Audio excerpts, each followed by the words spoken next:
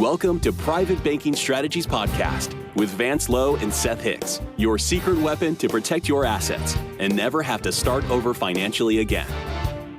Vance and Seth help high net worth individuals, families, business owners, and investors structure an asset-protected, tax-free fortress for their families. Learn how to keep what you earn and use the velocity of money to create your own private banking system. Join us on this journey as we explore the secret strategies of the rich and political elite and help you take total control of your financial security. Now, on to the show.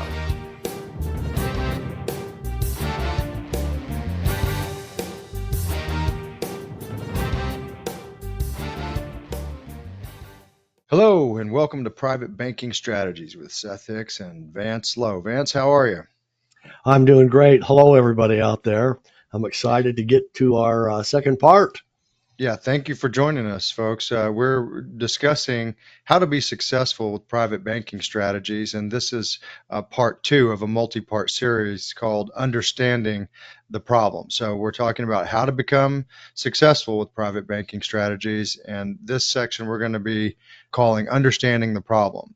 And in order to fix something that's wrong, you have to completely understand the problem. Right, Vance? Exactly so. So let's give them a little more background here.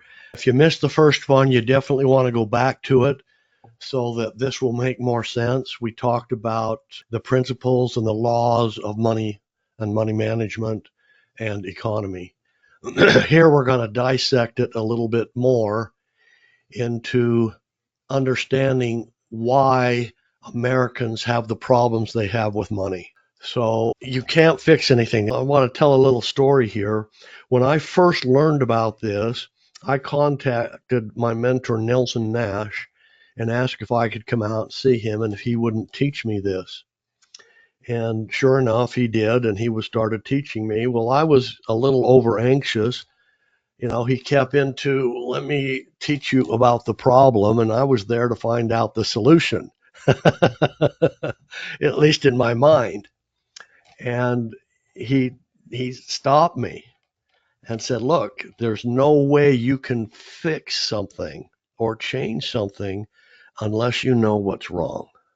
And so we're going to dedicate this little podcast today in really understanding the problem here when it comes to money. And, you know, we can start off with saying that it is an open horseshoe economy, or what we call an open horseshoe economy. We actually have pictures of this that we share inside videos once people start learning the concept. And so we're not going to go into, you know, describing the actual picture. But what we do want to do is, what is the problem with money? Why do we have a problem with money? Well, I think the fundamental problem with most folks is that they use the money for whatever purpose, but they don't have a strategy or a banking system to get the money back.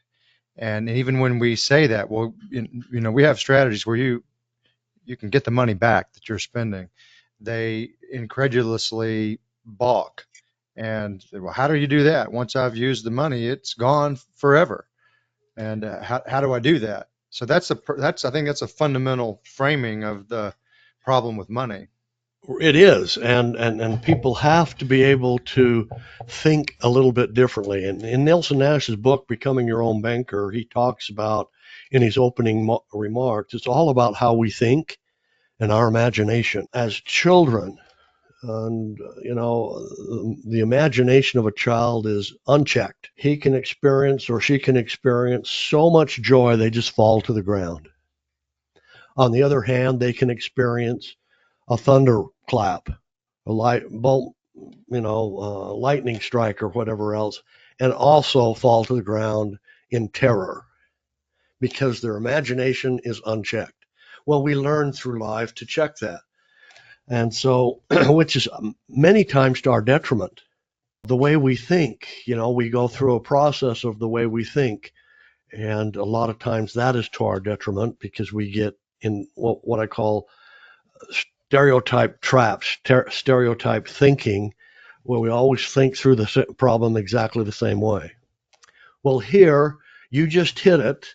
The number one problem is we have money. It takes quite an effort for us to accumulate and net money because everybody else wants a share of it. And we only get to use it once and it's gone forever. Once that money's gone, we no longer have control of it. The only choice we have is to go back to work and earn another dollar to replace that dollar. So there's a couple things we need to understand in this problem. So let's identify those things. The first one would be we have to agree and accept that everything, single thing we purchase in life, we finance. What is that? What is that? What do I mean by that, Seth? Why is that important? Why is that such a huge item? Yeah, well, it kind of goes back to some of the things we were talking about in the first part of this podcast series, which is that even when you pile up cash to purchase something, you're financing it, you're self-financing it because you have to accumulate that money again. And you mentioned about whether it's time value of money, or and not just like taking an auto loan from the car dealership or a home loan from the centralized bank on the corner. It's you are financing everything that you purchase because it requires money to purchase that, and you have to earn the money. You have to have cash flow. Yeah, let's dive into that just a little deeper. When we think of money as principal, and we know now we're not supposed to spend principal, but we're supposed to put it to work.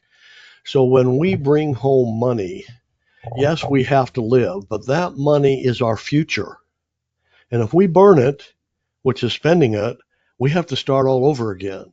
So this is part of this huge problem here is to understand that we need to put it to work in order for us to grow financially. This 10% we talked about in our last webinar, we're supposed to put that to work and earn a return. The average returns are above 25% when we do self-banking and self-financing.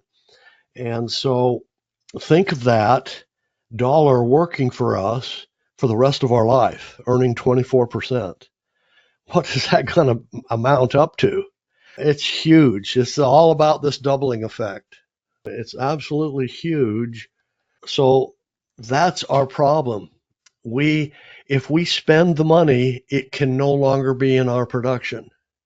However, if we use a bank and the bank lends that money out, it is in production and it comes back with interest and goes out again into more production, back and forth and back and forth. And so a family can get wealthy, an individual can get wealthy running his own private economy without changing his lifestyle.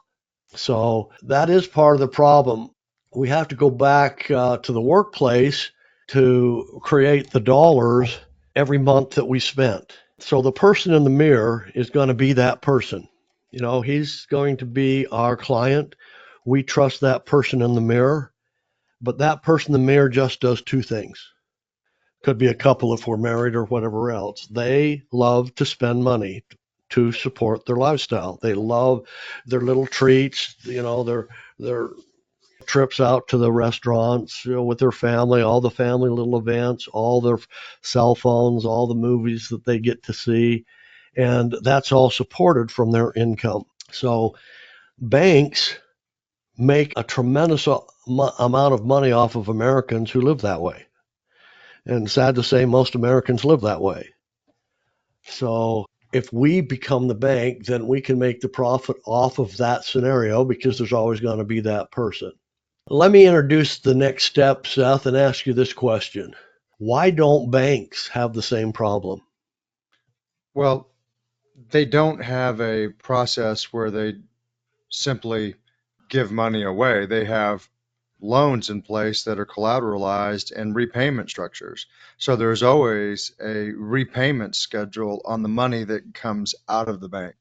And that repayment schedule builds cash flow, which resupplies, refills the coffers at a typical centralized bank.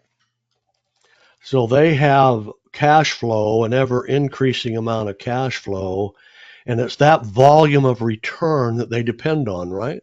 Of course. And that volume of return is the return of money at work and interest for them to relend it out again and again and again. So it's said that banks always get the money back. And in order to attribute that or to make that happen, they can't ever let go of it, correct? There always has to be a string attached to that money. Right. They have Which, contractual, yeah, they have right. contractual loan agreements where people are collateralizing those loans. They have to pledge collateral. You have a deed of trust or a mortgage against your house. You have a lien against your auto loan. You have liens against your business assets, your business receivables, and that guarantees that the borrower makes those payments. And how hard is it to satisfy what the bank wants in order for us to borrow money from a bank? Oh, well, I think it's ever increasingly challenging, and they're over collateralizing, meaning they want more collateral and value that you have to guarantee the repayment. They want personal guarantees. They want all sorts of financial information that may or may not be entitled to. They're violating your own privacy rights and privileges to obtain financing from centralized banks. So they exert an extra and now I think even an undue amount of power on the individual to acquire information, so much information that they don't really need. Right. And that's the state of the way the banks are now, is that banks are, their motivation is control of everything. They want control, not only the asset, but they want control of whatever it produces. So, but they always get it back because there's always a tie to it. So, how profitable is a bank? I think one of the questions are they always get the money back with interest. How profitable does that sound? Do they make 2 or 3%? Is that what the banks end up making on people's deposits? Yeah, no, of course not. I mean, it's the volume of return that is almost parabolic. And I mean, when you think about this, that centralized banks partake in derivative lending, fractionalized lending. When you bring in $100,000 to the bank, they take 90,000 of your 100 and lend it out. And they didn't work for that money, and they don't pay you anything for the use of your $90,000, but they're only required to keep $10,000 or less for some banking institutions on reserve, where they get to use your 90% of your money and make money off of it. So there's an infinite return on money that you didn't have to work for that you can lend out. And they can do that all day long. And it's really easy to show how banks are making over 3,000% over what they pay in interest on CDs or any interest-bearing accounts that we might have with the banks. So the banks don't suffer the problem of losing money because of what we've just said and the contractual guarantees and everything else. So let's contrast that with, why do we suffer from this problem? I think most people just they spend the dollar once. They have no system for having that dollar return into their own financial banking system. That's a fundamental flaw with it, and people don't truly understand how money works. So, and that's where last time we really dealt into the arrival syndrome. We think we know something when we really don't. We think we know how to handle it, and we don't. So the problem is, picture a situation where you have dollars coming in and you need to buy something, and you buy that item and you bring that item home, but you also get the dollar back and you get to use the dollar for another item. Well, how can that happen in a personal life? Let me share with you some education that was taken away from our schools when government took over our education system and took away this independent education for each individual family. Picture a town. You're going into town. It might be your town. It might be my little town, but I'm traveling. I'm traveling through your town, Seth, and I have to stop and fill up with gas. So I put $50 worth of gas in my car, pay the attendant $50, and now I'm gone. But I took $50 out of town. But now town has a new $50. Now this is really simple. People could criticize us for this a little bit, but let me now share with you the flow of money. Inside of town, that $50 is at the service station. That service station attendant could say, hey, I got $50 here. I need groceries. I'm going to go across the street and buy $50 worth of groceries. So he pays the grocery, my $50, but he brings back $50 worth of groceries. So already my $50 gave me $50 worth of gas, and now the grocery store, $50 worth of groceries, but now my $50 at the grocery store, and he says, hey, I've sold inventory. I got to go replace it. He goes across town and he goes to the warehouse and he buys $50 worth of inventory, gives him the $50 and brings back $50 worth of inventory. To speed this process up, the warehouse guy takes it to the dentist to do dental work. The dentist takes it over to the doctor to get a little bit of doctor work done. The doctor takes it to the mechanic to get his car done. The mechanic turns around and takes his family out for a nice birthday meal at the restaurant. All this happens in one day. It's only $50, right? But how on earth can it produce in that illustration over $300 or $400 worth of product and services? Now picture this, folks. See, that's how money works. It has to move. We're taught as part of the problem to all of our excess money we should put in individual accounts, investment accounts or whatever else, and earn interest off of them. And that's, in essence, we think we're putting it to work, but we're actually putting it to sleep because we have to leave that money in that account. Everyone else, the people who have the money, are using the money, doing what I just described in town, and they're making the majority of the profits, paying you as little as they can possibly get away with, but you get to take all the risk. If they don't make enough money, they can just say, hey, we just didn't make enough money to pay you. We had to pay ourselves first. So this is all part of the problem. Just picture now. What if we could do that? What if we could get more than one use out of a dollar? Did that story feel like it was about you? Do you feel like you are generating a lot of revenue but are not moving forward as fast as you would like? Do you feel you should be making more progress toward your financial goals? Do you feel stuck? Let us help you get unstuck.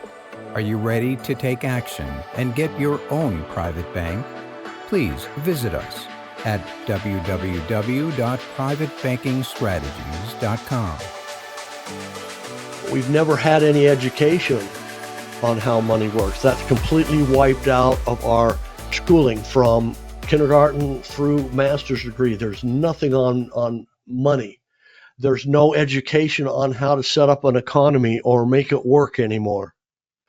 There's very few new towns coming up, but they do come up, and they're structured and completely run by banks, of course, in setting up a new area.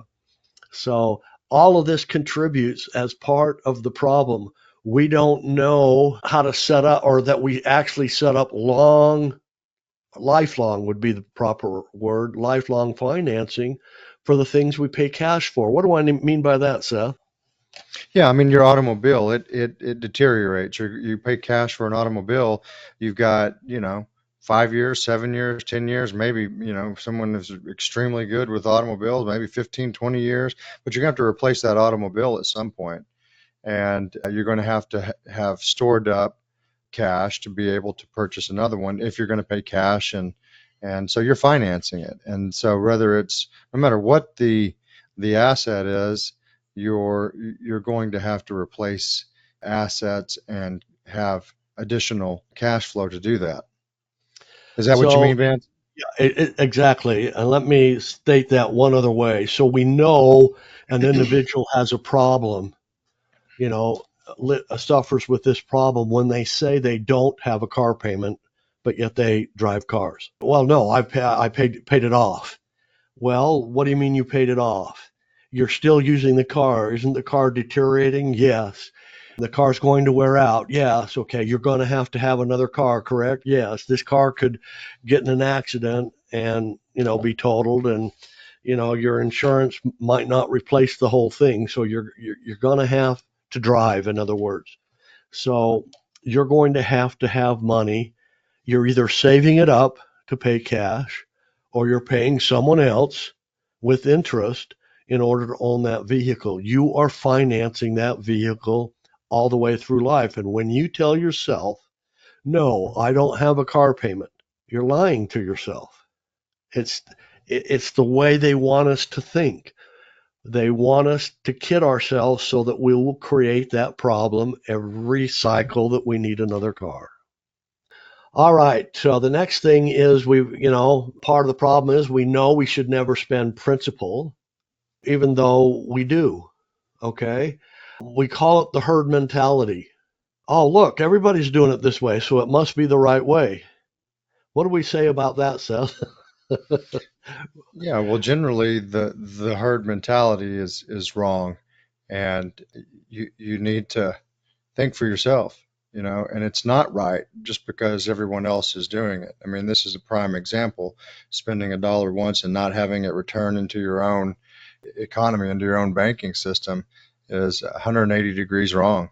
Okay, let's follow that up with another example. I think everybody and their dog has 401ks and IRAs. Don't you think that's the best thing for us, for people to put their money in? Sure, and that's the great example of herd mentality. I mean, even the father of the 401k, Ed Bannon, he come back in recent years and said the 401k is a monster he wished he never would have created and articulated.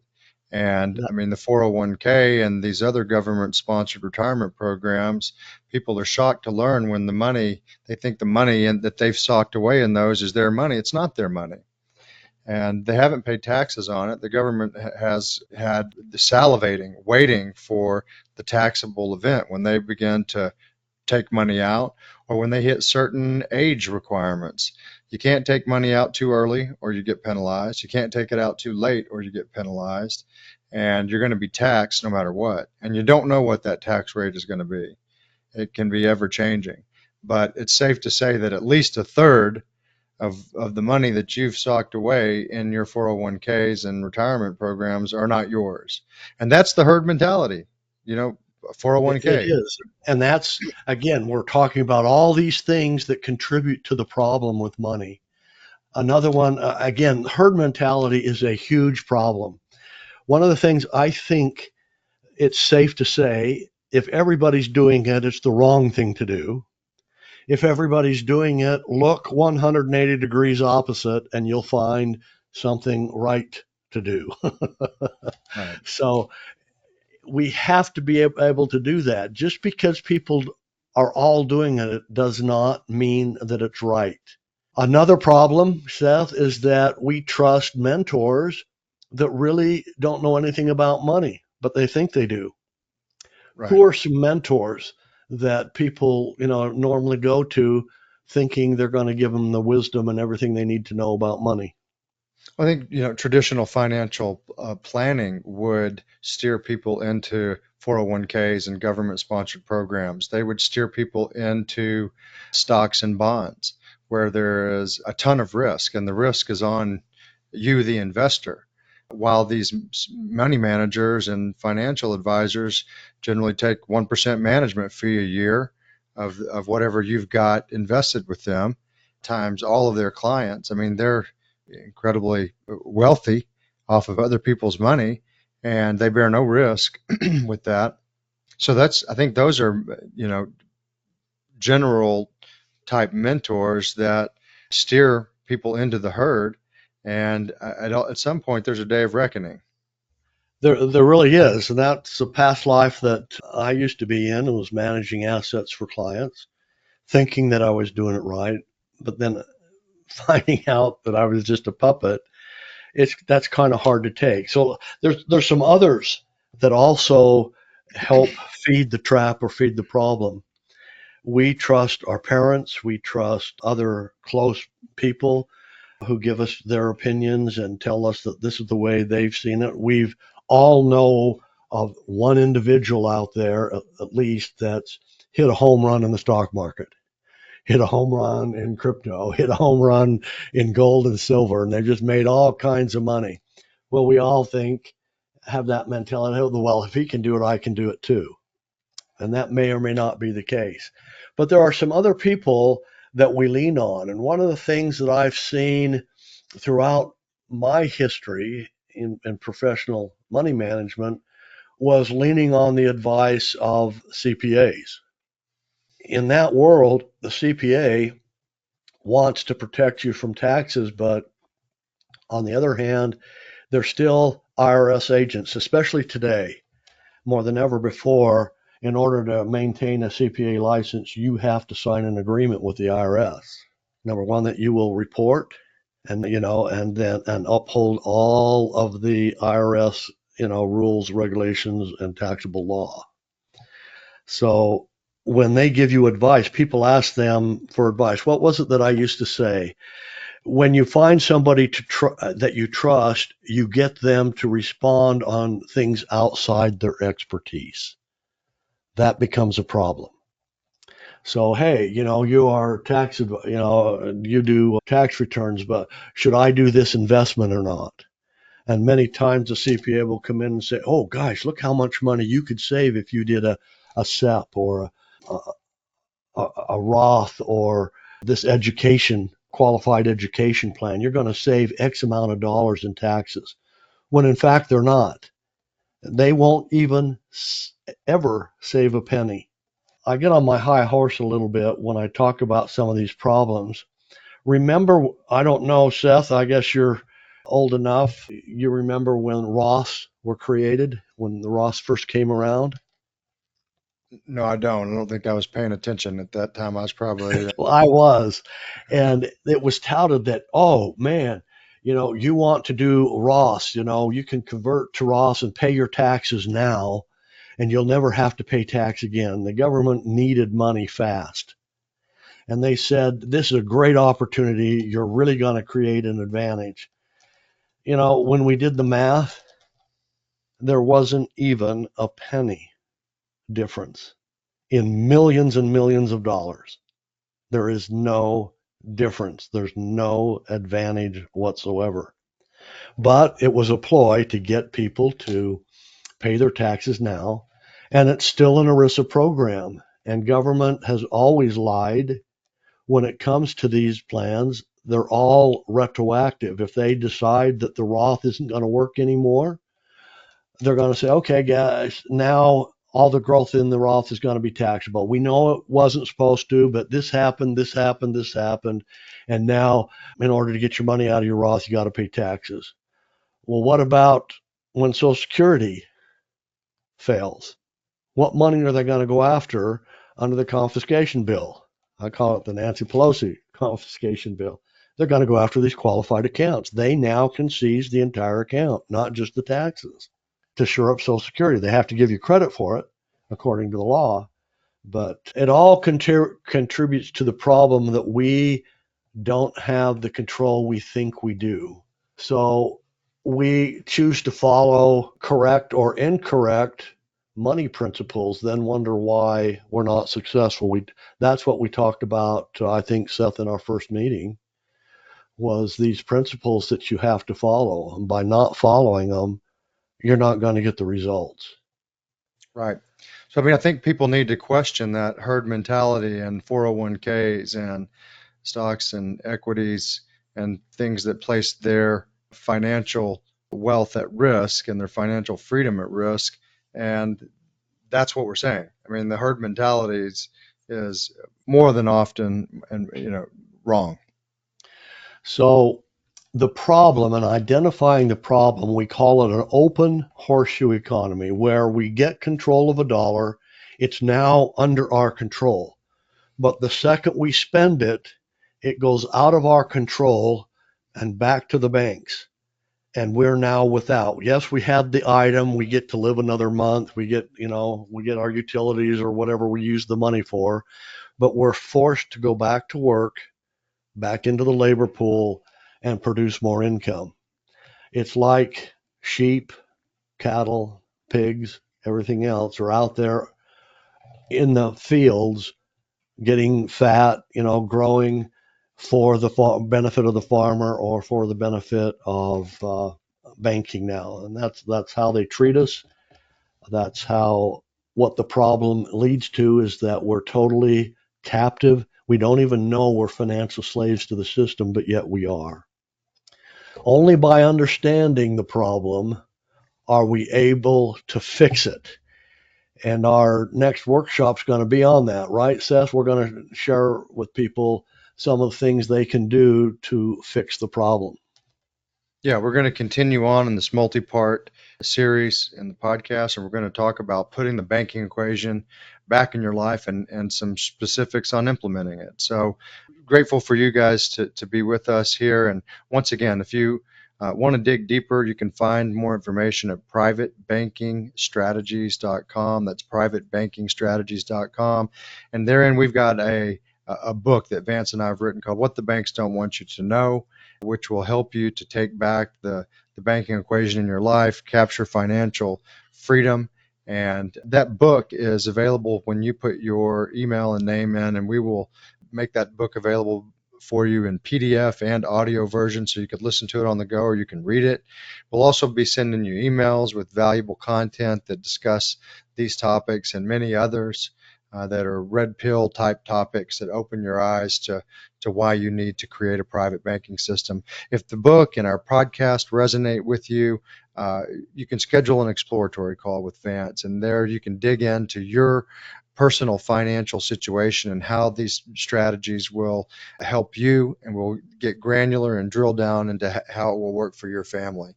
So that's our process, folks. We're really grateful for you to be with us, and thank you for your time. Any closing remarks, Vance?